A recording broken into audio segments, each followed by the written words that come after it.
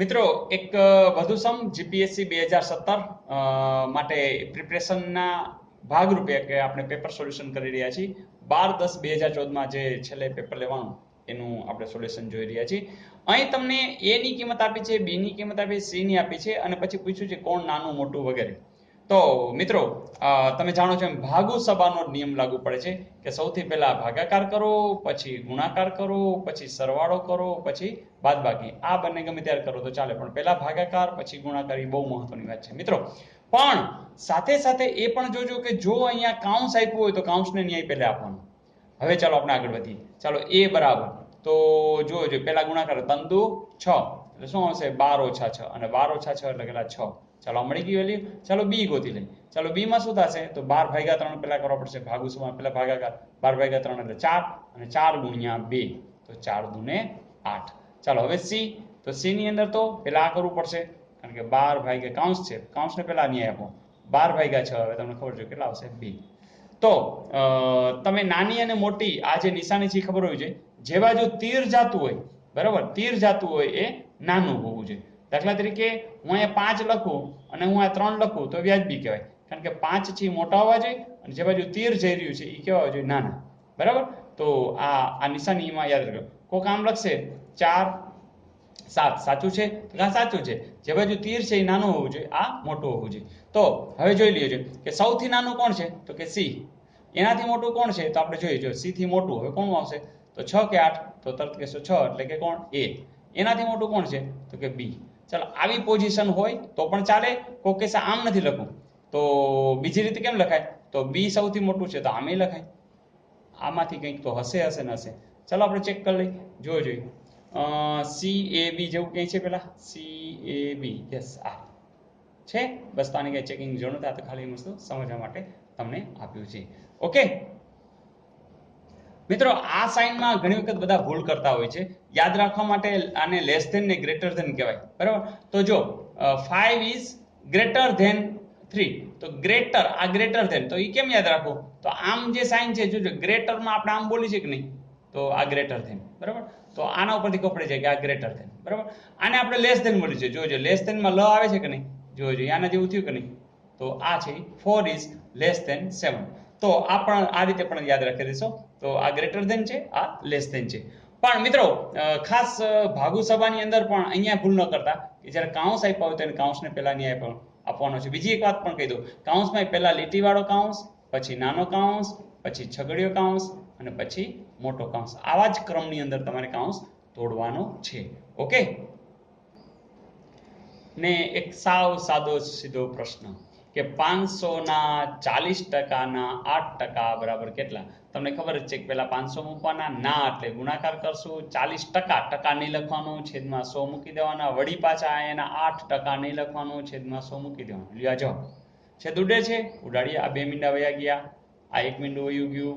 ચાલો પછી 2 દુ 4, 5 દુ 10, 5 5 વયા ગયા. જોજો 2 અને 8 નો ગુણાકાર, જવાબ શું આવશે 16 છે. હા છે. ઓકે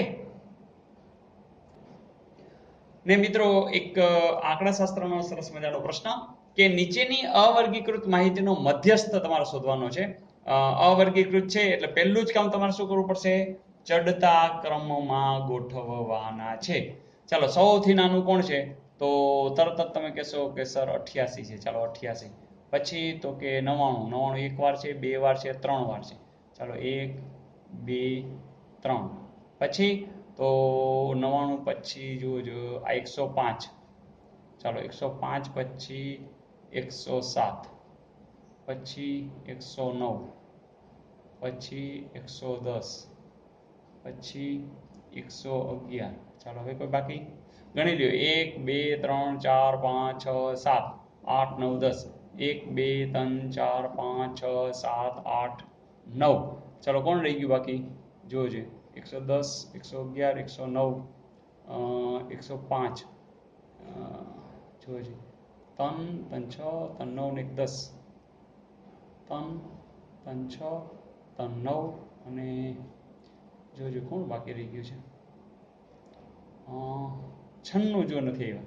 સારું, તો 88 અને આ 96. ઓકે, જો કોઈ રહી ન જવા જોઈએ, બસ ઝડપથી જરા ધ્યાનપૂર્વક આપણે આ કરી લેવાનું.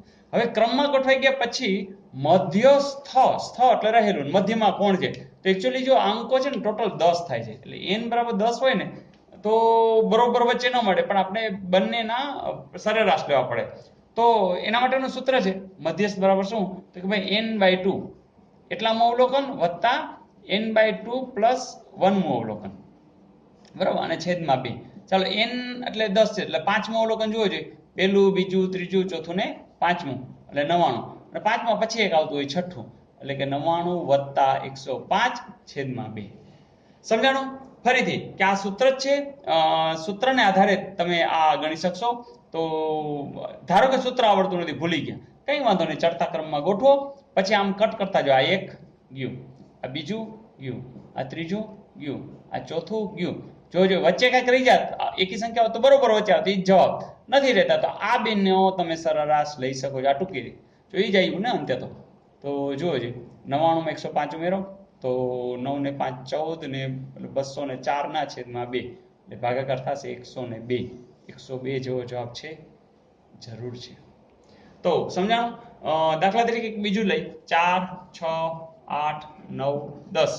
જોજો મેં ચડતા ક્રમમાં ગોઠવી દીધા છે. ધારો કે 9 તો પેલું કામ આપણે કરવાનું, ચડતા ક્રમમાં ગોઠવો.